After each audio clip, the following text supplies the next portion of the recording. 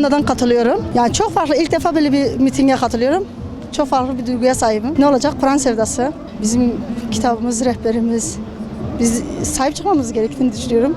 Onun için bugün buradayız. Bizim Allah Teala bu canı bize verdiği müddetçe biz de savaşacağız. Bizim kitabımıza, bizim peygamberimize eğer bir saldırı varsa bunu her şekilde biz de kınamamız gerekiyor. Emş Batmani hatına, emş bu Kur'an'ı hatına, emş bu Xuda hatına.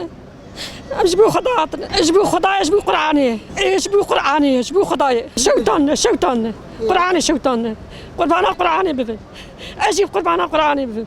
اش كرجوس هاتماش بوي قرعاني خدي تعالى وقحر بريشان بكي قرعانا ما هرو تعفجنا نابيا جاني ما مالي ما زاروكي ما حمد ريايدة فدابن ام حمد فدابن جبوي قرعاني جبوي بيخمبري ما الصلاة والسلام دريا خديدا رسولي ويدا ام فدابن حمي جانو مالي ما حمد فدابي جراب ایروش بوی قرآنی قرآن پیروز لهولندا هویتنا نابیا دیسا قرآن ما جهت شوطين جه بيلت كن خدي دين وإيماني وجوابستين ربي وخدي تعالى مسلمان زيدبكي وكافرة قهر وبريشان بكي. Niçin Kur'an için geldi, Allah'ın kitabı için geldi? Neler yapıyor? Ayağının altına alıyorlar, yırtıyorlar, atıyorlar.